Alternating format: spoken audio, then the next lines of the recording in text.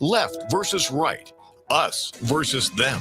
While we pay to keep our politicians fighting, how do we, the people, rise up and solve the great challenges of our time? We do it by embracing freedom and liberty. There may be no such thing as a free lunch, but this hour is as close as it gets. Welcome to A Free Solution. All right, welcome to A Free Solution. I'm Kevin Wilson, your host for today. Thank you so much for joining us here on this beautiful Wednesday afternoon. We're live here at WISL until 2 p.m., so give us a call if you want to participate in the show at 585-346-3000. That's 585-346-3000.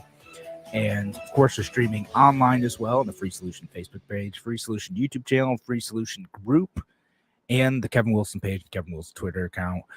Wherever you're listening today, appreciate y'all being here. Leave your comments online. Again, we're live here until 2 p.m. if you want to participate in the show. Of course, shout out to all of our friends listening on the podcast as well. Appreciate y'all too. Know we get quite a few listeners on there as well, both on any podcast network. You can just look up A Free Solution, find us, but also go to WISL1040.com and you can get the podcast there too. All right. Anyway, now that all that is out of the way, a couple things we want to talk about today. We'll talk about we'll talk about one of the races out in Michigan. It's a congressional race out in Michigan. I'll promise I'll connect it to some bigger issues. I want to talk about that. I want to talk about Nancy Pelosi going over to Taiwan, and how do people who are anti-war generally don't want to be involved in conflict, but also don't particularly like the Chinese government. How do we think about her trip to Taiwan? Good, bad, stupid, ridiculous, whatever. Either way, we'll kind of go over that and some possible scenarios there. So we're getting comments online. All right, Shelly on YouTube says good afternoon. Hey Shelly, thanks for listening today. All right, so let's talk about this.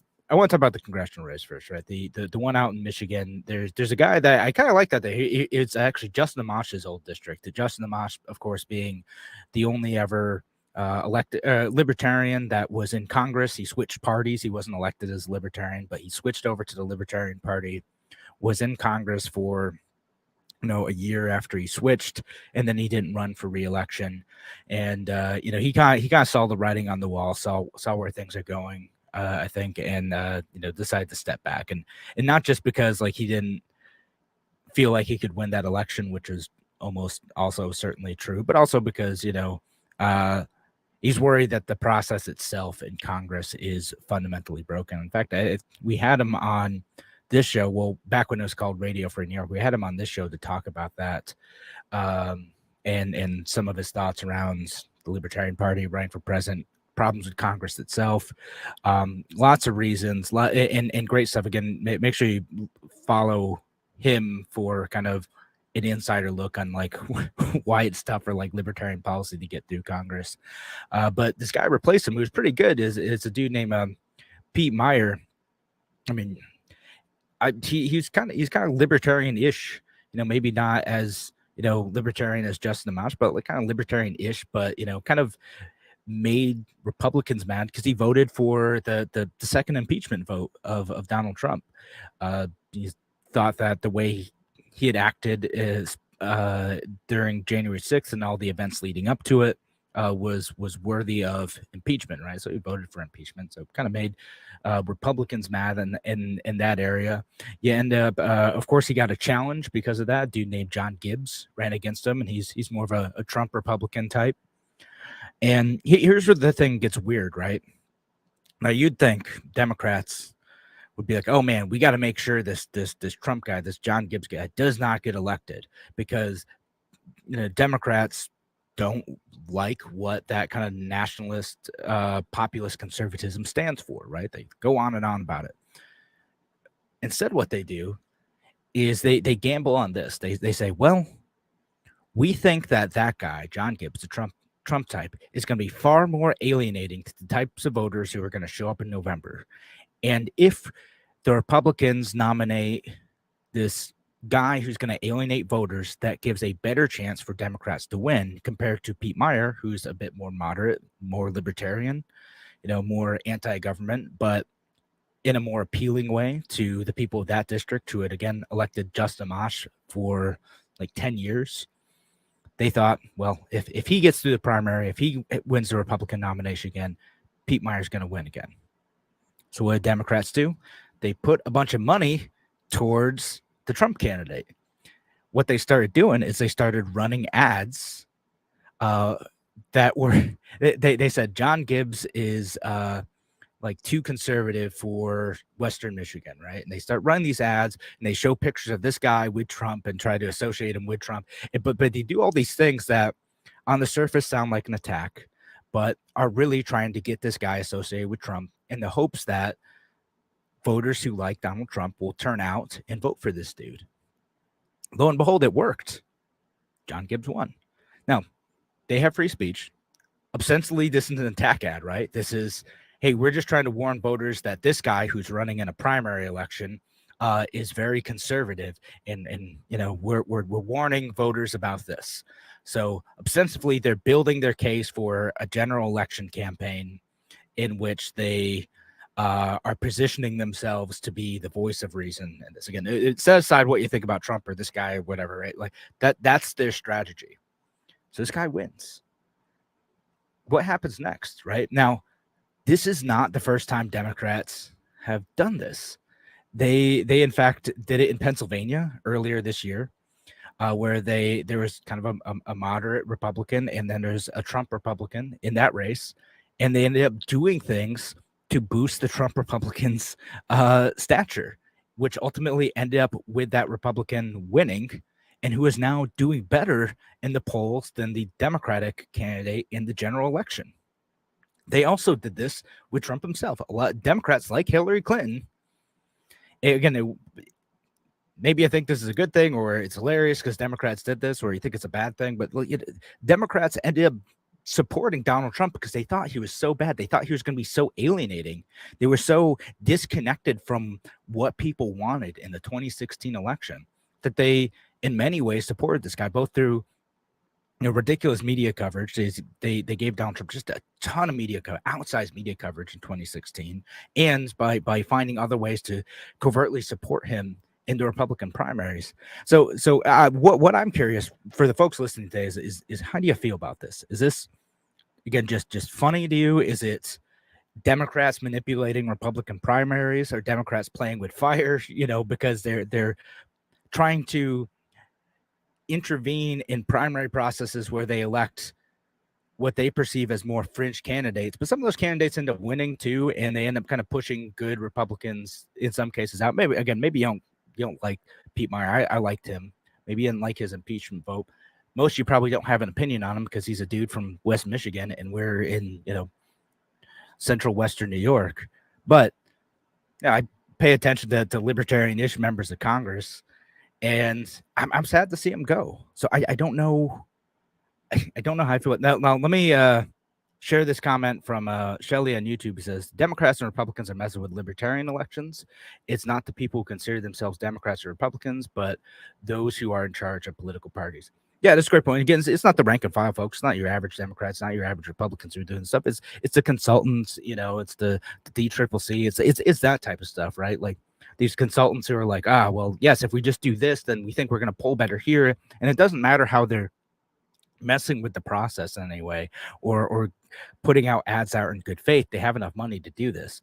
But really, what ends up happening is libertarian and independent candidates, they do all this stuff to end up messing with independent candidates' ability to get on the ballot and to participate in the electoral process.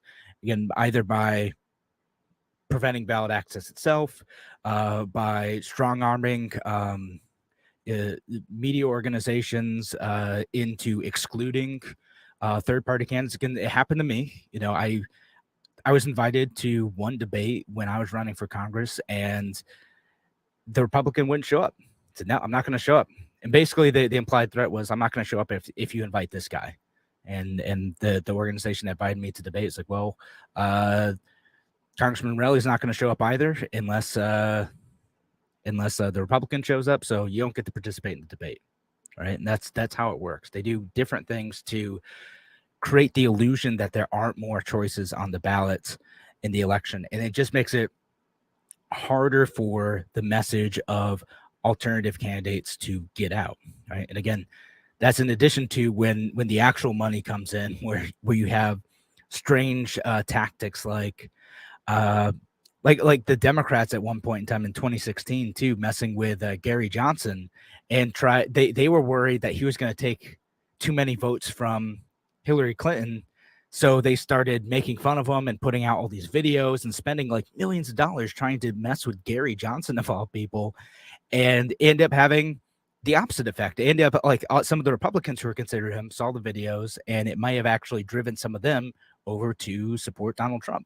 So there's all these cases where Democrat consultants and other folks who get so they get in such a bubble about what they want to do and what they want to accomplish and how they're going to manipulate people into winning elections, that they end up doing these things that shoot themselves in the foot. I don't know. Again, this is interesting to me. Again, I'm sad to see that congressman lose his primary, because I thought he was one of the guys who was actually pointing out the ridiculous spending stuff, the civil liberties violations, and a few other things. Not someone I perfectly agree with, but I've listened to him on a number of podcasts and think he's good. We'll get to one more comment too from Shelley before we go to break. Shelley says elections should be open to everyone at all times. It's again, we've discussed open primaries on this show. I have mixed feelings about them, because I see how they can end up hurting third parties when you have open primaries too, because when you have so few people who are voting in a primary, when it's only, a few hundred folks, a few thousand folks in a district for a third party candidate where the Republicans or Democrats are already set, the parties can then drive their voters to participate in that third party election and get that ballot line for their candidate, or drive it to a candidate in much the way that the Democrats are trying to do to Republicans in Michigan, drive a fringe candidate who's going to be less likely to make an impact on their person. So there are ways to do that. Again, you could just chalk that up to, well, you better be well organized so that doesn't happen, but you still don't have to like it. Thanks again for joining us here on A Free Solution. Give us a call if you want to participate in the show, 585-346-3000. That's 585-346-3000. We'll be back in just a few minutes. Talk to you soon.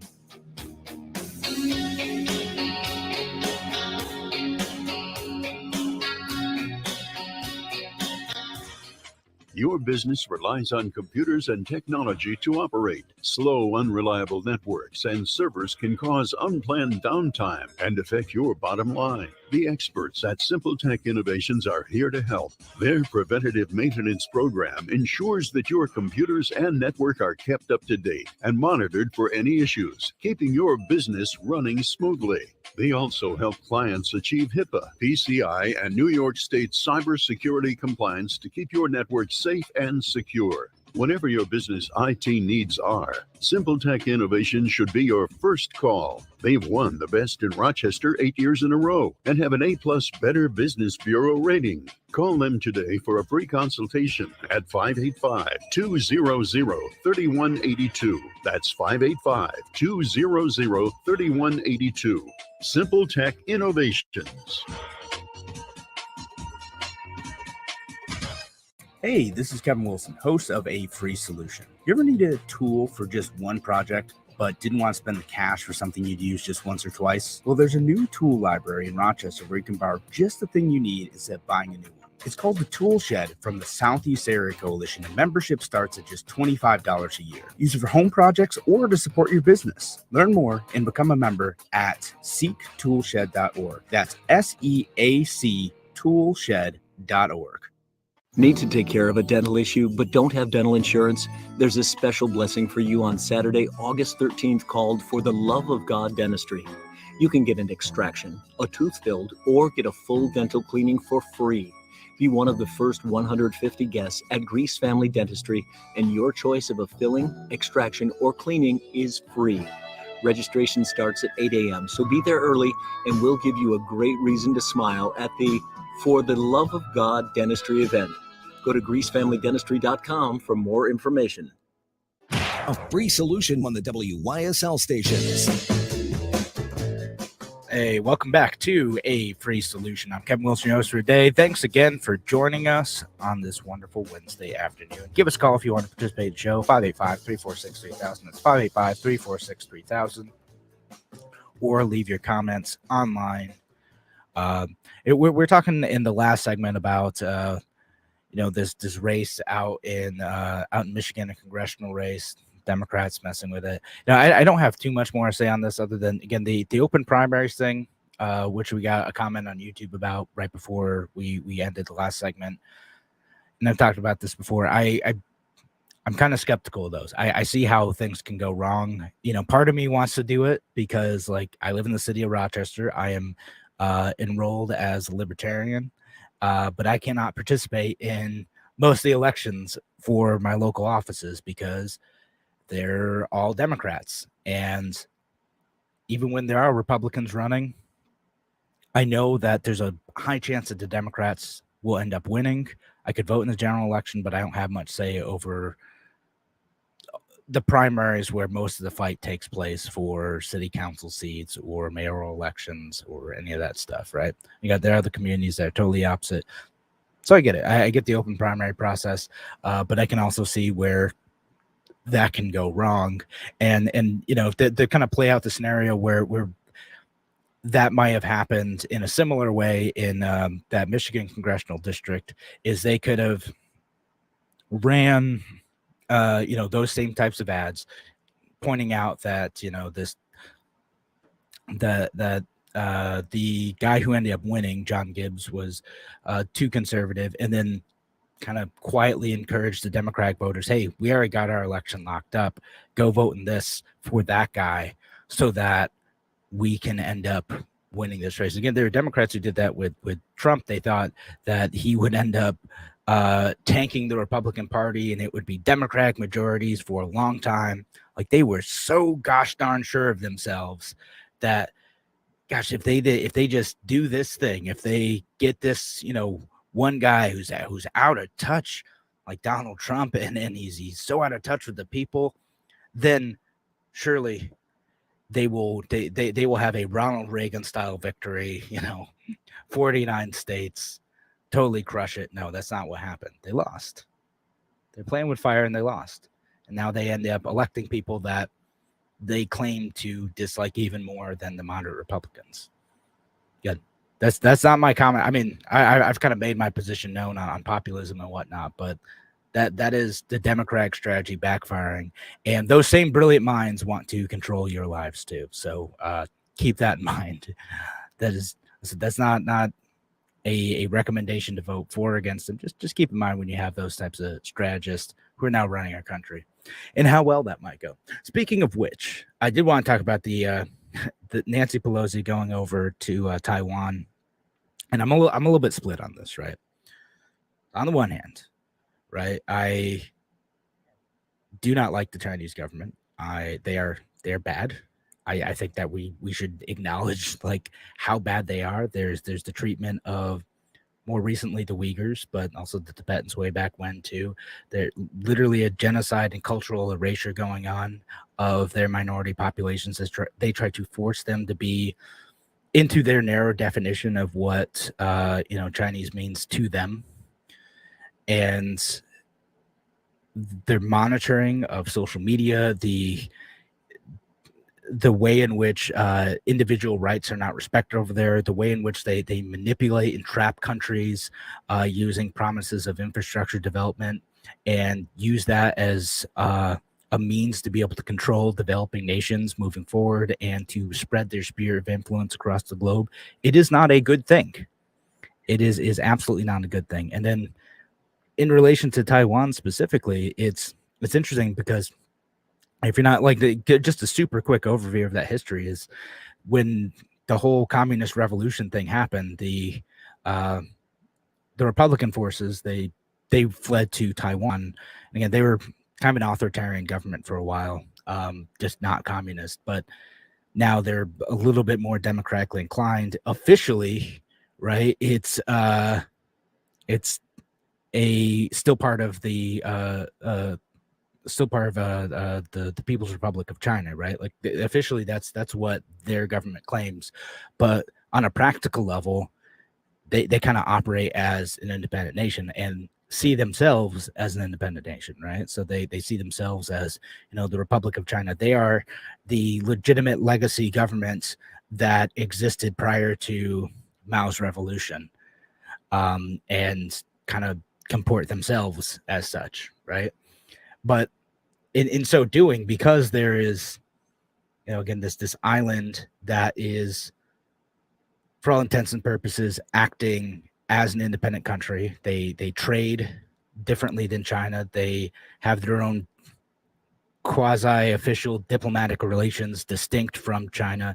They have their own agreements distinct from China, manufacturing rules, regulations distinct from China. China is not able to actively impose its particular rules and order, or hasn't attempted to impose its particular rules and order using force over that island. It's essentially its own country, right? But again, officially, the Chinese government official line is that is still part of China, and they are eventually going to do something about it. So all that background in mind, right? You have this diplomatic visit from Nancy Pelosi that the Chinese government is very mad about, right? Because again, officially, that's our our highest legislative member of Congress going to a diplomatic visit to meet with a government that is in rebellion with a country that we do have diplomatic relations with, right? So that's like, again, the complicated international relations take on this, right? And so in response to like, well, we're gonna shoot down their plane, right? Like it's kind of originally like what they're threatening, like you can't come in this airspace. This is officially their airspace. But again, for all practical matters, Taiwan has their own air force. They have their own stuff provided by the U.S. Now the U.S. military has, made moves in the area to try to prevent conflict, right? That's how it is. So, and I think officially the Biden administration wasn't happy about it either. They're like, this doesn't benefit us in any way. So now we get to like, okay, was this a good idea, right? Like, because part of me is like thumbing my nose at the government of China. I'm kind of happy to do that. I wish more members of government would do that. I wish more people in the media would do that. And I've, complained about, sports stars who kind of kissed a ring and pretend nothing happened in Hong Kong and nothing happened at all in China with the Uyghurs. And you can't talk about like NBA stars in particular. There's some folks who are just bad about that, but people in Hollywood too, the way that Hollywood changes the content of movies in order to appease audiences in China just kind of grosses me out. It's a level of cultural hegemony that, man, I don't like. Their government, again, not the people, but their government is authoritarian and controlling and nasty, and is committing horrific crimes against its own people, and very little criticism from a lot of mainstream media, again, because there's financial interest tied up in that. And that's not conspiratorial. It's just a fact. In places like Disney and ESPN, it's they have a lot of money tied up in it. They don't want to alienate their audiences or get banned from being able to have their content overseas. Now, again, all that in mind, a conflict with China is a bad idea, right? And the argument goes that by Nancy Pelosi going over there, it creates an escalation in conflict. And I think that's irrefutable, right? Like this is an escalation. It's in response to this, after Nancy Pelosi left, because she's already gone, she's doing a whole tour around Asia. There's an escalation. And we'll talk about that and what this may have actually caused and whether it's a good idea a little bit more after this. Thanks again for joining us here on A Free Solution. I'm going to get to some of those comments afterwards too. Give us a call if you want to call in though. 585-346-3000. That's 585-346-3000. We'll be back on A Free Solution in just a few minutes.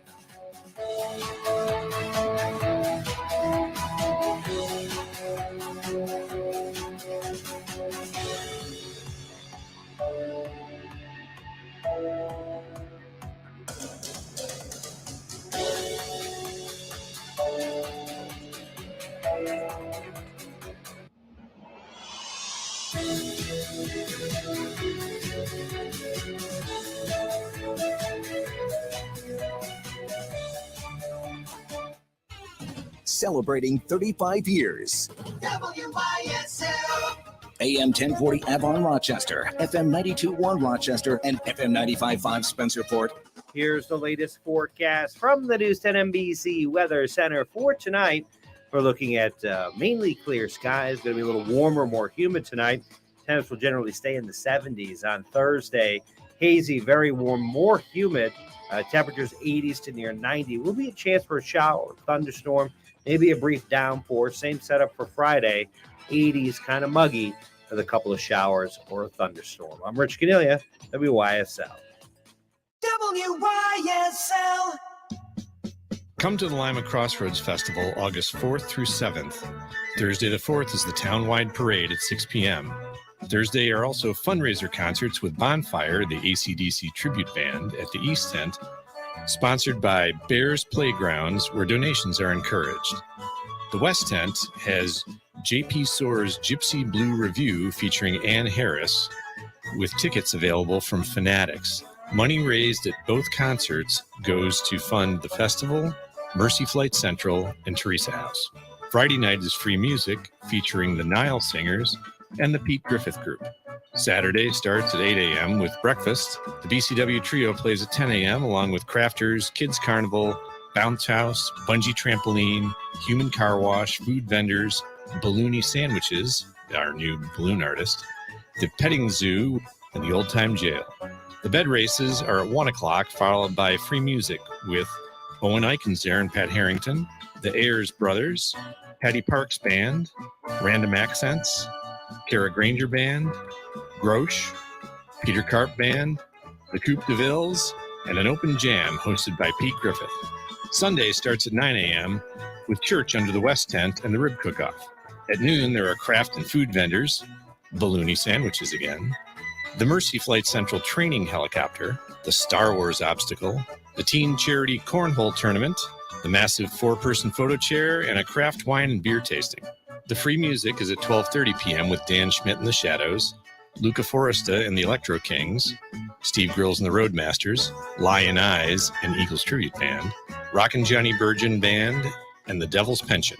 See limafest.org for all the details. Come to the Crossroads and let the music soothe your savage beast.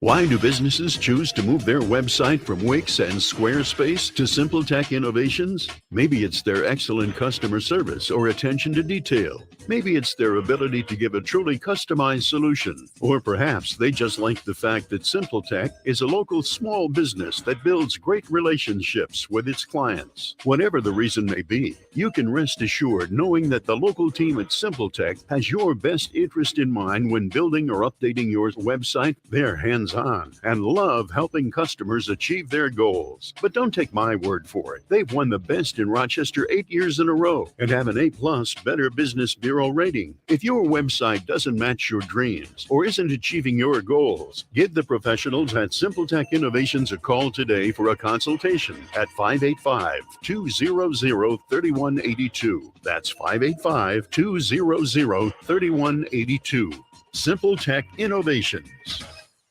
Western New York Sealing and Paving, installing new driveways and parking lots. Seal coating too. Want a fresh new driveway or parking lot installed? Call 247-8466. For a limited time, get 0% financing for 18 months for qualified buyers. Serving Monroe, Livingston, and Ontario counties. WNYPave.com. Seal coating, paving, plus concrete sidewalks and patios. Call 247-8466 or visit WNYPave.com. Western New York Sealing and Paving. Make your asphalt great again.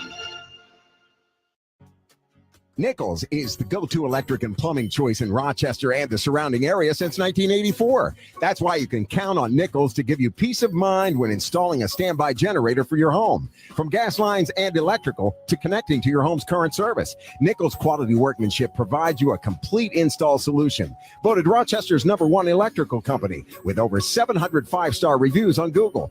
Nichols Electric and Plumbing. We're here when you need us at nicholsep.com. John was diagnosed with autism at the age of 3. By 7, his behaviors were erratic, unpredictable, and unsafe. His family feared for his safety every single day. Today, John is 12 years old and thriving thanks to the resources and support of the Mary Cariola Center, where John lives and goes to school. Mary Cariola relies on you to help John and others like him reach their maximum potentials. Donate today at marycariola.org. That's Mary, CARIOLA.org. The Mary Cariola Center, transforming the lives of people with disabilities. A free solution on the WYSL stations.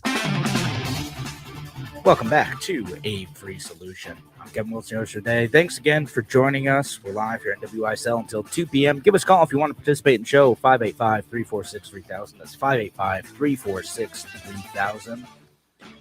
Or leave your comments online. Of course, we'll let me get to a couple of those.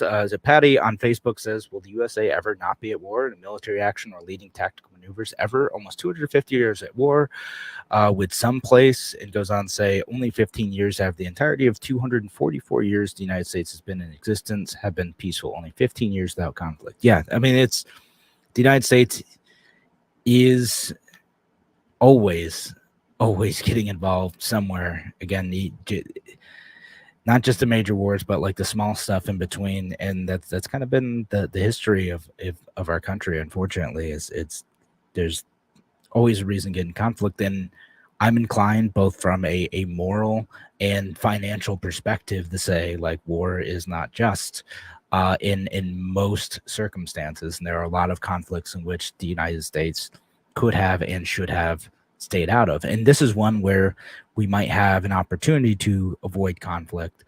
The question, I guess, becomes how and when should the United States stand for relatively free places when that comes into conflict with the idea of avoiding a conflict with another pure military power like China, like Russia, etc. Right, and maybe maybe they're not considered pure. Again, I'm not quite using the military terminology, right? But somewhere in which like there would be a far more serious cost in terms of lives, equipment, money than some of the other stuff that the United States has got involved with, right? So that's kind of again where do we stand up for our values though? And if those values mean staying up for those values means making the government of China mad, part of me is like, well, good, they stink anyway. Why should we care what they think, other than the fact that they're threatening us and the people of Taiwan with violence? Shelly on YouTube says, for all his mispronounced words, Trump did open more trade between countries. I'm like, yeah, well, sort of. Again, I'm generally pro free trade, but I don't think he really did that. I think he kind of made a big show of not doing that, of kind of sabotaging those relationships, increasing tariffs. Part of it's to again punish the government of China and the companies backed by that government from stealing intellectual property, which is a legitimate problem. And again, it comes into that like, well, what do you want to do? What's the trade-off of like money lost because you've imposed these tariffs or restricted trade between China versus money lost because intellectual property is stolen, plus the moral conundrum of, are you funding companies that are doing things like using slave labor in China? Like, again, is that a good thing? Is that allowable? Well, morally, no, obviously. But again, what's the trade-off there is the policy consideration in a very cold sense. So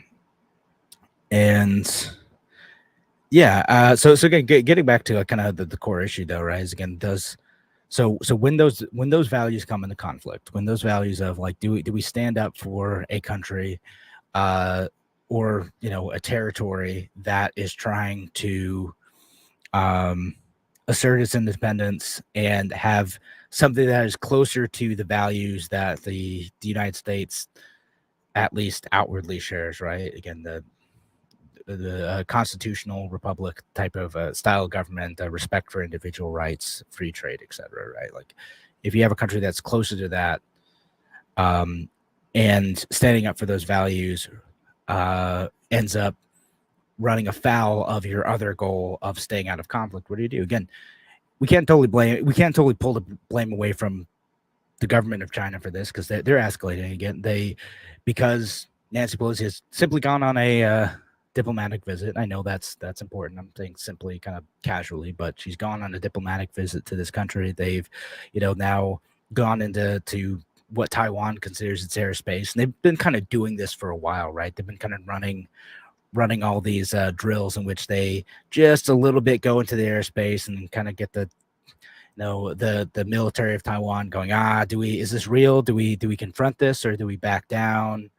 And it's going to them pushing the edge, them seeing how far they can get. And then one of these times, though, it's going to be, do they go further and actually initiate attack? Do they initiate a ground invasion? The government of China has put a bunch of tanks near the coast, which, in theory would allow them to make a landing in Taiwan. Again, does Nancy Pelosi's actions make that conflict more likely? Does her presence there do us any good? And that's kind of the argument I've seen on the anti-war side, is her actual visit doesn't do enough to solidify the United States values in terms of standing up for what Taiwan would, the territory, the country of Taiwan would like to say it stands up for, to justify the risk and escalation and the risk that U.S. military personnel and equipment are going to have to get in between, or they may not even have to, may end up just being between the government of China and the military forces of Taiwan. Again, is that a good trade-off? Is that worthwhile? Again, and I say this again as a libertarian who both wants to stay out of war, but also does not like to see the creeping influence of the government of China in the Pacific or anywhere. Again, both culturally and militarily, they've had a lot of expansion of their hegemony, both real control and cultural influence, in a way that is bad. Again, and we see that in political culture in the United States too. You see so many folks, usually the progressive left, but you'll get some folks on the right weirdly doing this too, who will just be like, well, look at what they can do. They just, when they see something, they take it. When they want to build something, they just do it. They don't let all the politics get in the way. And there's this temptation that, again, read Road to Serfdom. Read that. There's this temptation that, when the process of democracy gets slow because you've asked your government to do too much, there's temptation to go the authoritarian route, to go, hey, if we just had a strong man, right? If we just had one guy making this decision, he will get things done. They don't. It's not how it ends up working. It ends up being where stuff is still a mess. You just lose your rights in the process. But the dream, the hope is, well, if we get someone to cut through all the red tape.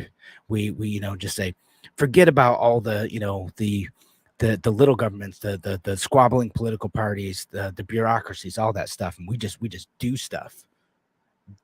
Then we'll be a great country. That's the temptation of the strongman, and that's, again, what I see on both the left and the right. Let me read a couple more comments too. And actually, before I read this comment too, let me flip this around a bit, right? Now, imagine if the positions were switched, right? There's a position in which the United States government felt that the government of China was encroaching on territory, setting up diplomatic relations with something that is a territory of the U.S. When, like, imagine like Guam or something had kind of declared independence. They said, "Hey, listen, we don't want to be part of the U.S. anymore. We're saying this. We're not part of the U.S." The U.S. didn't have any military over there. None of the people enforcing the law in Guam were taking orders from D.C. or the U.S. military or anyone else. They just said, "Nope, we're doing our own thing," and it was a fait accompli, right? It was a done deal. And all that being said, they had their own relationships with other countries, their own trade deals, their own tax rates, their own stuff. They weren't sending money over to the mainland. If that all that were happening, and then the government of China went over and they said, okay, well, we're going to also establish a relationship with you, do an official visit. Would it be just for the United States to intervene militarily because of that situation? Again, I think the answer is no. I think what anti-war people sometimes get caught up on is they can only look at these situations through the lens of what the United States should or shouldn't do, and can't bring themselves around to condemn other governments acting in an ugly way. And it's important to keep that perspective in mind too. And again, I know I'm getting a whole bunch of other comments here too about about members of Congress who are getting donations from weapons companies. We'll talk about some of that too. Again, that's definitely an important part to acknowledge here is the military industrial complex, and we'll get to that. But for now, I'll just kind of, as we head in the break, I'll kind of leave you with that question again. Would it be just for the United States to do what China is doing now, and vice versa? Can you switch the positions? Can we think through this? Thanks again for joining us here on A Free Solution. Appreciate y'all listening today. Give us a call, 585-346-3000. That's 585-346-3000 if you want to participate in today's show. We'll be back in just a few minutes.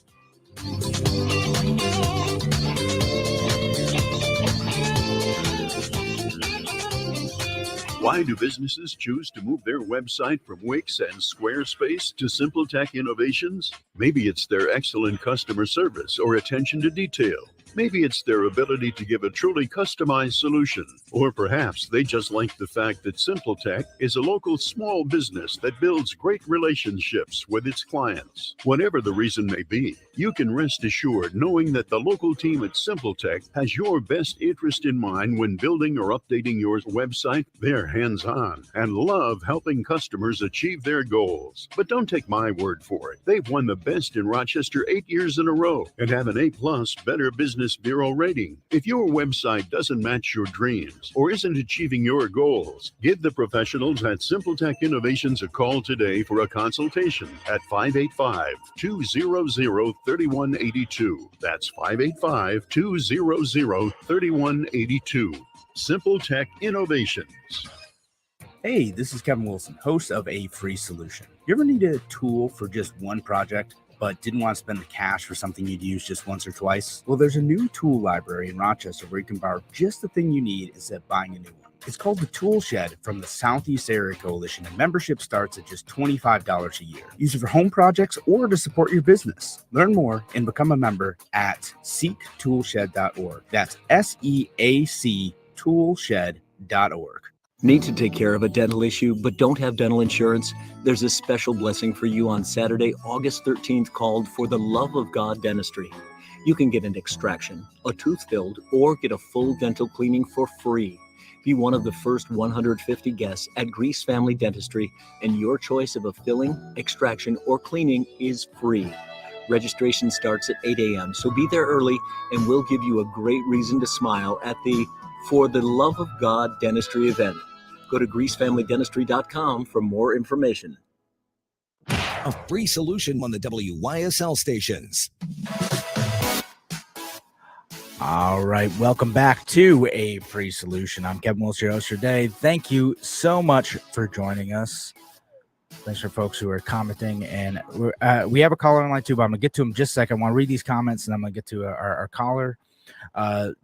John on Facebook says war is very profitable. And I'll caveat this before I read the rest of his comments. I don't know if these numbers are exactly accurate. I know some stuff like this is generally true, but let me just read his comment with, I haven't checked this as the asterisk on it. Republican Rep Diana Harshberger of Tennessee and her husband made 3 separate Raytheon trades worth up to $15,000. And Democrat Rep Lois Frankel of Florida sold up to $15,000 in Lockheed Martin stock, but retained shares in the company. Raytheon makes Stinger missiles, and jointly with Lockheed Martin makes the Javelin anti-tank missiles. Yeah, kind of related to stuff over in a lot of those weapons are going over to Ukraine and also probably to Taiwan too. It can be profitable, and it is important to kind of watch whether or not both the stock of members of Congress and the political donations could be having an impact on policy, and chances are, unfortunately, it is. And another quick comment from Shelley on YouTube says, Taiwan is to China as Prussia was to Russia. They were separate people who another country deemed their own. And actually, Shelley, I think like the more apt comparison might be Ukraine to Russia, which Putin claimed like, oh, well, they're basically Russian people, but the Ukrainians feel otherwise, right? And that a lot of folks were worried that if the United States didn't take a strong stand on what Russia did in Ukraine, China would feel like they could attack Taiwan and face no consequences from anyone else, including the United States. But okay, let's get to the caller though. Keith is on the line. Keith, welcome back to A Free Solution. The only important entity for any country is to look out for its own, what I'm calling physical best vested interest. That being the case, the worst entity on the planet is the Chinese Communist Party. They hate our guts. The Chinese Communist Party is only 5% of the Chinese population, which means that group, the commies made up of sociopaths and outright psychopaths, they control 95% of their population. They hate us. I'm sorry to have to inform my fellow Americans, we're just going to have to take China on and bloody them. So anything that people are saying, like the comments you were just reading about people in power making money off of stock deals and all of that is just ancillary thinking. Everyone should stay on focus. China means to ground us into dust. And whether Americans like it or not, we're going to have to go to war with China. We should have, all of the free nations of the world should have gathered troops from around the world, all the continents, and gone into Ukraine and bloodied Putin's nose. When it comes to China, China is more of a threat than Russia. They have a larger Navy now. Many Americans don't know that the Chinese Navy, which only used to be a blue water Navy, is now a true deep ocean Navy. They have more ships than we do. So in closing, every American has to ask, when are we going to blunt the Chinese offensive against our great country? Are we going to let them get so strong that we just will have to go nuclear from the get-go because we can't beat them with conventional means? So we're in it for the long haul. We're going to have to fight them. Americans will die. Hopefully, as in any war, we will kill more of them than they will kill of us. But we're going to have to go to battle against China. It's too late to do otherwise. Well, we should have defeated them in the Korean War. We could have, but Truman did not. General MacArthur should have been given full sway. We could have defeated the commies in the early 50s. Didn't MacArthur want to nuke now we're China? going to have to fight China flat out and kill them. All right, man. All right. Well, Keith, I don't know how I'd go as far as you, right? Like, so MacArthur, he wanted to nuke China. Like, he wanted to hurt a lot of people. And again, I'm not down for that. I don't, getting involved in a war is ugly business. It turns people ugly. It turns people authoritarian. It is sometimes necessary. Again, I'll concede this to you. Again, it is tough, particularly for anti-war folks, to draw that line. When does the imperialistic ambitions of another country become such a existential threat to your individual freedom that it is worth the sacrifice of that freedom, that wealth, and those lives to then go and try to stop that existential threat? And that's why, like, when I look at like World War II, like you kind of get why that needed to happen, right? Why it made sense for the United States to get involved in that particular conflict. There are other conflicts though where it doesn't make sense. that you have propagandists and war profiteers and politicians who want to play the hero, who get the United States involved in a conflict that it has no business being involved in. There's nothing for us to gain. There's nothing for us to, triumph in the end of this. All that happens is lost lives, lost money, and turning otherwise good, decent people into savages. Again, I don't say this to disparage the military. It's just that you looking at history, people could get into the mindset of having anything justify victory over an enemy that you have dehumanized. Again, sometimes an enemy that has dehumanized you back, it feels existential. It is existential. But avoiding that conflict and trying to find means around that is the better solution until you have no other choice.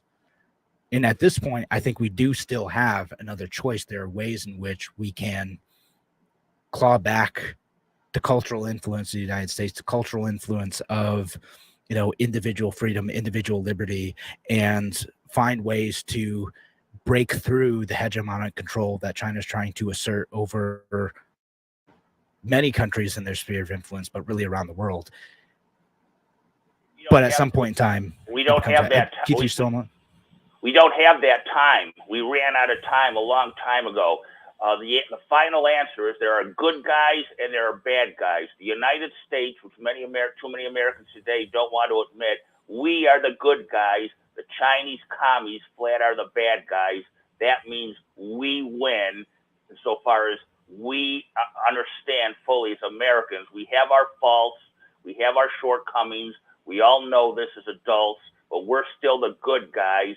And that's the problem. During World War II, we were a united country. We knew we were the good guys and the Axis powers were the bad guys.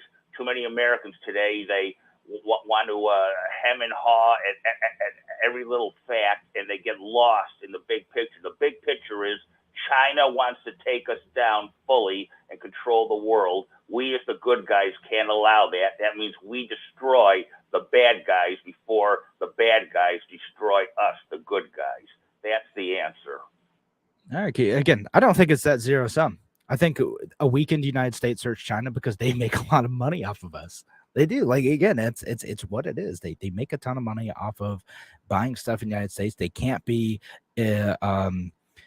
they can't be totally isolated. They can't be totally independent. They can't just extract the resources of the countries around them and still maintain the level of wealth and influence that they hope to obtain on a world level. It's not quite. It's symbiotic in a way that's not healthy for both the United States and China to have right now. But again, I don't think the conflict, that open warfare, is worth it. It is too high of a cost, particularly between two nuclear powers.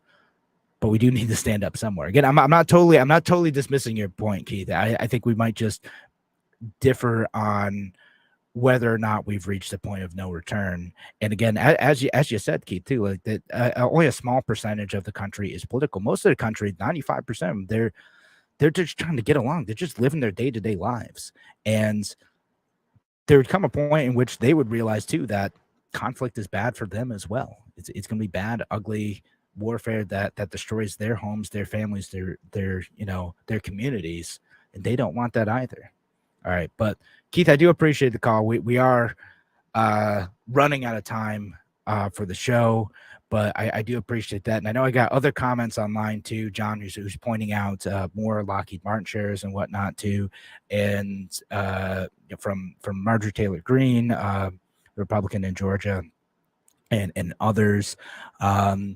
Matthew on Facebook says, isn't China already imploding? Look at their COVID responses results, their real estate collapse, etc. Yeah, exactly. What they're doing in terms of overbuilding their navy, overbuilding their cities, and all sorts of other stuff is not sustainable. They may end up imploding anyway. All right. But we're out of time to talk about it. Thanks again for joining us here on A Free Solution. Again, we do an online-only show Thursday evenings if you want to listen in. But otherwise, I will be back on Monday. Have a great week, folks.